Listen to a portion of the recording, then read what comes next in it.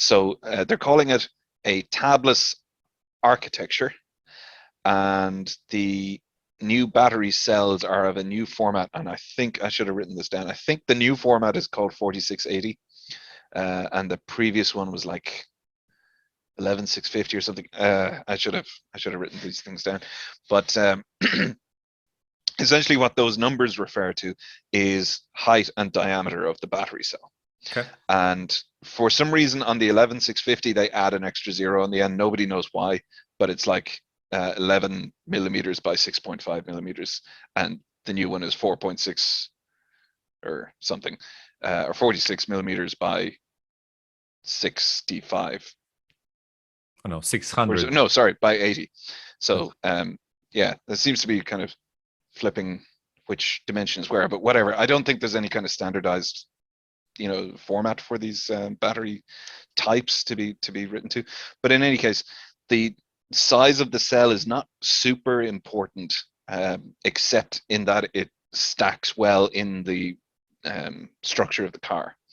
And what they're doing now is making the battery packs actually the base of the car, whereas before they were structural reinforcement in and of themselves when they were bolted into the car. Now the car is made of batteries on the bottom. So it's like you got the base plate to protect the batteries, and then you got the batteries slotted into place, and then they put like a resin in between the batteries, and that hardens up and it's super strong. Nice. So that's the new kind of philosophy behind it anyway. But the reason that this is important is because it's using what's called a tabless architecture. So with normal batteries, you have your anode and your cathode, which are two like sheets of chemicals of some description. I don't know, I'm not a chemist. And they have a insulator in between them. And then whatever way batteries work, again, not a scientist, the insulator allows that to work, whatever. Those three layers are then rolled up on themselves like a Swiss roll cake. But in order for the electricity to get in at the positive and out at the negative, or whatever way that works, there have to be little tabs that stick out. And the tabs complicate the manufacturing process of batteries. So because you have to cut the sheet and then cut the piece between the two tabs at either end out, and that slows down the manufacturing process. So what Tesla have done is create a tabless architecture where they basically kind of fritter the edge of the sheets and then roll them up and fold those fritters down. And I don't get it, but supposedly this means, I think it's like that you can access the cell chemistry at more points along those sheets than you would do with just the tabs, which allows the electrons to diffuse more evenly and uniformly into the cell, and so they can charge and discharge more cleanly. The chemical reactions that happen and age and denature the batteries happen across the cell rather than in it, and they have various other there's like some kind of dry electrode process which limits the amount of corrosion that'll happen on the battery versus traditional batteries being a wet electrode, which is purely a manufacturing convenience, so that you can apply a paste in a, like from a robot arm that goes along the line of the thing, and then you roll it up. In this case, they're applying it dry, so there's less corrosion going to happen because of that. So there's all sorts of improvements in this, and the end benefit is you've got faster charging, faster discharging, so you can access the energy faster and get better oomph out of it. And you also have higher battery life. For longer battery life. Nice. So that seems logical. If you can access it more, and if you said that it won't corrode as much, that makes sense. Overall longer battery life, but also larger battery capacity because there's higher energy density.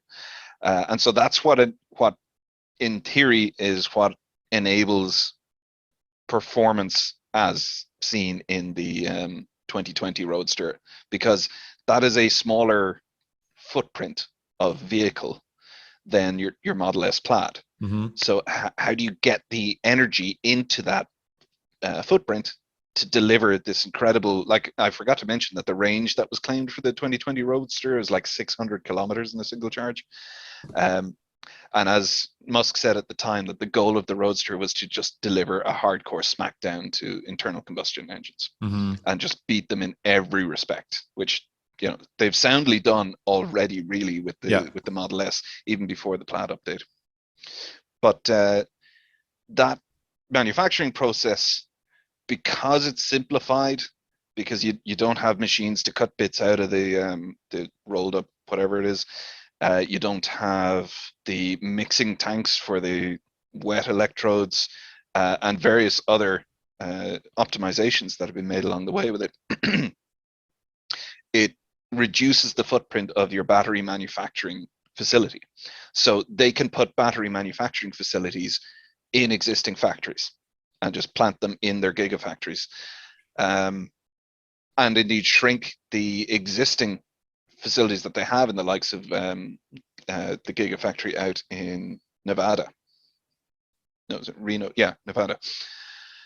And give more space to, you know, manufacture cars and solar panels and all of that. So I think that that's their biggest advantage in the coming years, because they'll just be technologically ahead of the game compared to other manufacturers. The Tesla is going to go a lot farther and charge a lot quicker than other competitors' cars. Hey, thanks for watching this video.